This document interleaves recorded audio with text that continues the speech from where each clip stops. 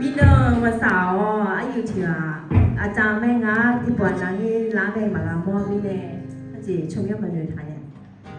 อ่ะโบเอเลโนตอนน่าเฮ้ยเจ๋อายุลูกค้าเถียจอยเลยก็ลงเลยไปอยู่เลย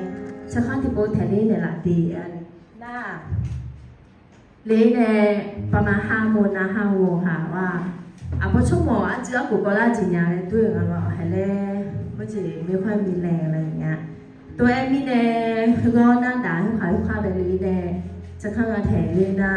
ยังกูมายังกูมีเช่ประมาณยี่เช่ยี่สิบอ่ะถึงการจดว่าเราอันนี้อ้อ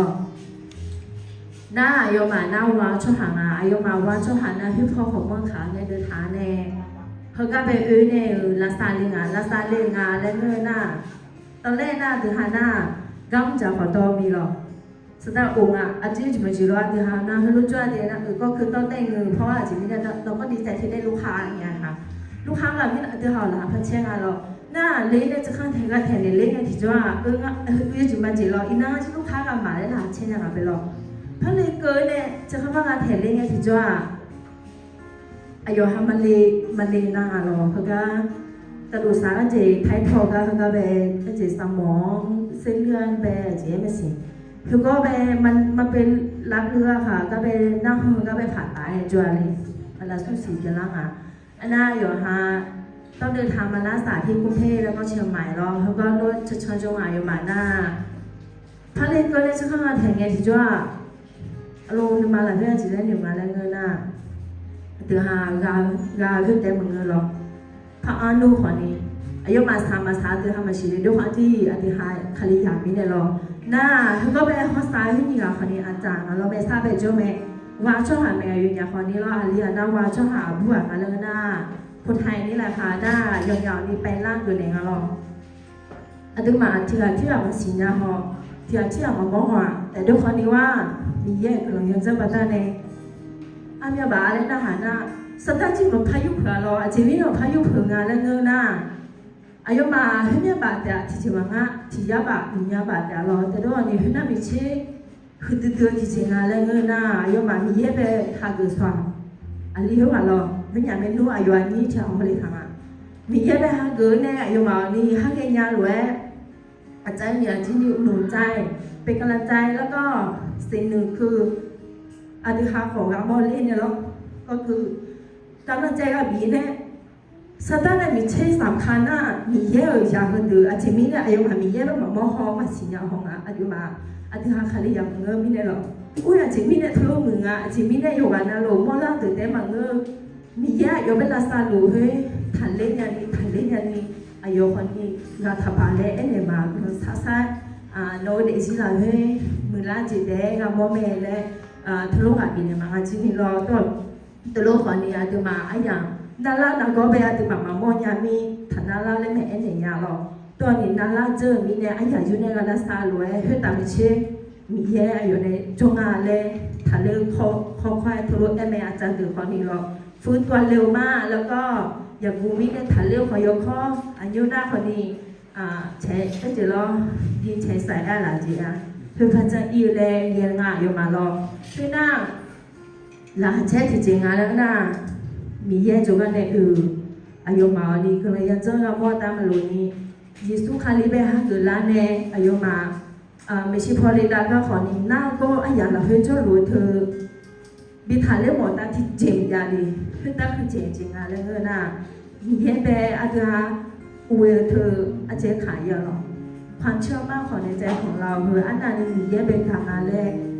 สายยอนักก็เนี่ยแต่บางเงี้ยอายุมาเดี๋ยวนี้ขนาดที่ชิมมือละแต่แรกตัวรถอยู่ถูกมาเฮ้ยไม่ได้อายุมาดูก่อนคือพิซซ่าชอบหมกยัง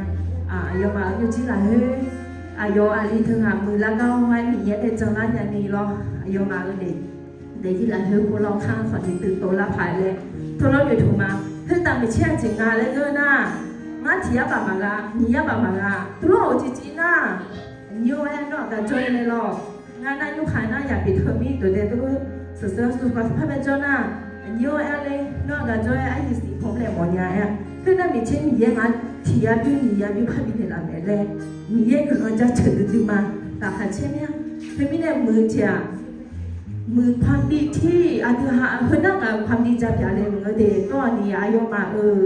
มีเยอะเป็นจังละเนี่ยอาทิหาคนนี้อายุมาไปอยากเบี้ยเจความดีแบ่งปันเลยรอมีเยอะก็ดูพอเนี่ยอยากเนี่ยสักเกินเนี่ยละหาเชี่ยยาเลยเพื่อเอ็นเนี่ยบิวมาหล่อละหาเชี่ยมาอายุมาดูวันนี้คือมาซาชนในลาวอะไรมันดีอีดาน่าตัวชาติทวายมาเขาก็ละดาจงมาเลยอ่ะเพราะเรื่องกับอะไรเงี้ยมีน้ำมันเลยจุดๆเนี่ยหรอตัวนี้อันร้อยไม่ชิบเขาเลยไงเขาน่าไม่ใช่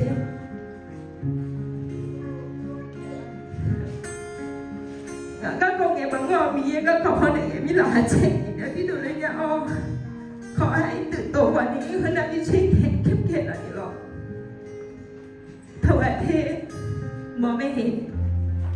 เขาก็พระเจ้าค่ะพระลุงไม่ยาชาเห็นออกมามีกันก็จะน่าหรอ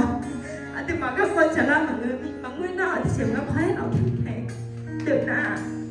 ประกาศเขาประเสริฐไปเลย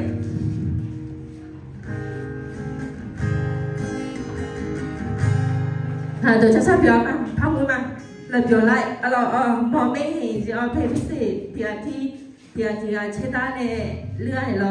เจ้าหน้าอยู่เรื่องมาเป็นเต้นเห็นเลยเป็นใหญ่ละตัวนี้จริงๆมั้งอ๋อจะเป็นคนที่อยู่อันนั้นรู้สึกน้องยันในติดอยู่แล้วนี่ก็ดูรวยงูอื่นที่ได้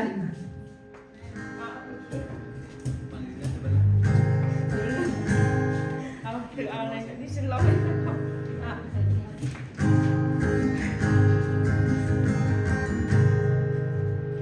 เราไปในแสงเลือดดำในใจเพื่อนคงลงว่าทุกอย่างโอ้แม่เลยเป็นไปบ้านของจะทำ